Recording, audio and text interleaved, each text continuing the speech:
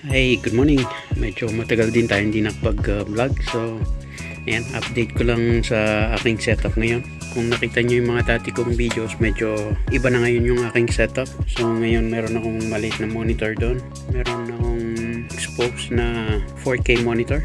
Mura lang siya. Hindi naman kailangan mahal yung gamit kasi ang ginagamit ko lang naman ito for work. Gusto ko kasi yung maraming open na windows. So far, sa mga nagtatanong kung okay ba siya, okay siya yung 4K na version. So halos mag 1 year, tama, 1 year ko nagamit to.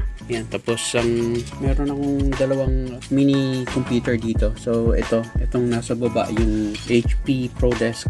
Ayan, nabili ko lang sa Shopee. Medyo mataas yung specs niyan kahit na maliit. Matipid lang siya sa kuryente. Ginagamit ko lang to for yung mga learning purposes. Nanonood ako ng tutorial. Dito rin ako gumagawa ng vlog ko. Pero sa work naman, itong laptop yung gamit ko.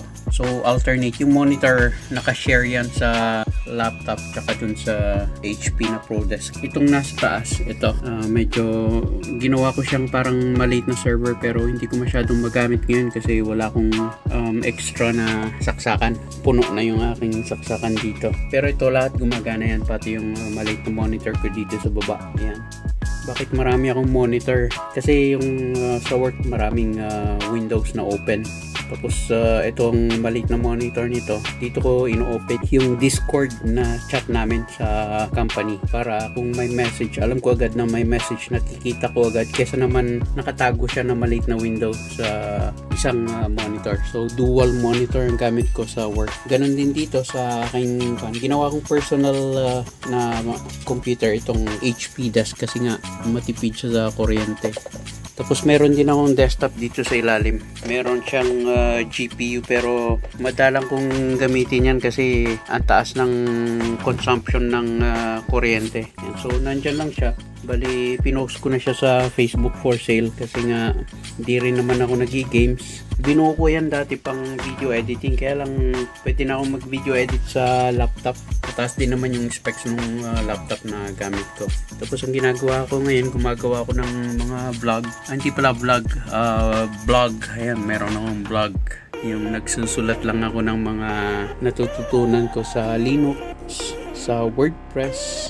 Yun, so yun lang yung medyo pinagkakaabalahan ko ngayon. So as usual, work from home pa rin ako. Technical support ng isang WordPress plugin. So ito lang yung aking setup. Simpleng setup lang siya. Tapos yun, kakagising ko lang, kakape ako, black coffee. So ano pa bang pwede nating i-update dito? And so, ikwento ko kung bakit Linux yung nakalagay dito. Linux kasi medyo, meron akong, yung mga gamit ko dito, naka-Windows na yung laptop ko, pati yung PC, naka-Windows yan. Gusto ko lang kasi ng Linux kasi medyo mabilis siya dito sa maliit na computer ko, yung ProDesk. Although medyo high-end yung specs nito, meron siyang in-upgrade ko siya ng 32GB. Maliit ito pero ang capacity or yung memory niya mataas, 32GB. So dalawang 16GB na sticks yung nasa loob. Yan, mura ko lang siya nabili sa Shopee. Tapos binilang ko na lang siya ng memory. Ang problema lang nito nung nabili ko, medyo palyado yung SSD drive. Hindi ko alam kung gamit na or brand new yung nilagay. Ni-reformat ko siya ng 2 beses. Yan. So far gumagana naman. Sana hindi na siya mag-error. Tapos ito namang maliit na ito, ginawa ko siyang Proxmox na server. Bale, dito ako naglalagay ng mga virtual machines. Kaya lang hindi ko pa masyadong ginagamit ngayon kasi nakapag-install na ako ng Linux dito. Bale, kung kailangan ko ng Linux access dun sa may desktop ko, SSH na lang ako dito. Kasi ginawa ko rin siyang parang web server. Ayan, so yun. Yung ginagawa ko ngayon, gumagawa ako ng tutorial. Yan, kung nakikita nyo how to install Lampstack on Ubuntu. Simple guide. So kakatapos ko lang yan. Yan, so nandyan yung mga steps kung paano mag-install ng Apache server sa Ubuntu desktop. Yan.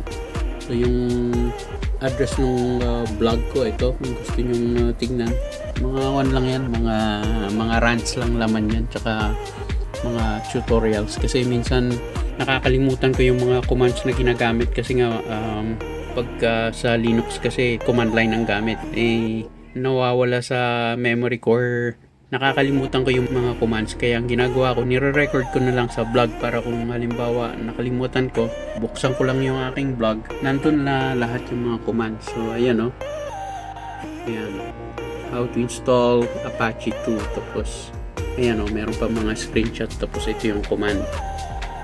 Ayan, so napapadali yung aking memorization kasi, or yung vlog ko parang pinapadali yung pag-alala ko dun sa mga commands kasi nga medyo malilimutin ako, tsaka hindi ako masyadong magaling mag-memorize. So ayan, nire-record ko lahat yan sa vlog ko. So marami pa akong mga articles dito. Ayan, kung paano ko nagma-migrate ng website, WordPress sites. Ayan, so dito ko siya nire-record yung mga nagiging experience ko, yung mga kadalasan ginagawa ko sa work. So maliban sa hardware, nagba-vlog din ako ng mga articles sa WordPress. So yan. So ano yung ginagamit kong operating system or flavor ng Linux? Ang pinakamadali kasi yung Ubuntu, tsaka mas sanay na ako sa Ubuntu, tsaka mga Debian based na Linux operating system. Kadalasan din gumagamit ako ng command line.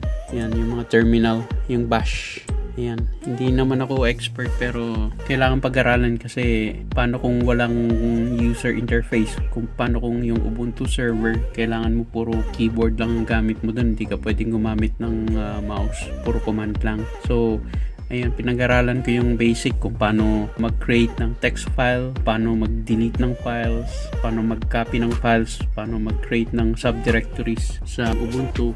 Yung parang nagagawa ko rin sa Windows, sa file management ng Windows. Pinag-aralan ko rin kung paano gawin dun sa dito sa Linux kasi mga basic yan. Kailangan mong alam kung paano gamitin yung yung terminal ng Linux. So ganun din sa DOS command ng Windows. So yun lang ang update ko ngayon. And tsaka nag-aaral pala ako ng PHP programming kasi kailangan namin dun sa work. Kailangan ko maintindihan kung paano tumatakbo yung WordPress, kung ano yung code. Gumagawa din ako ng mga simpleng CSS code tsaka HTML. So far medyo marami naman na akong natutunan. So yun lang, kita-kits sa next update.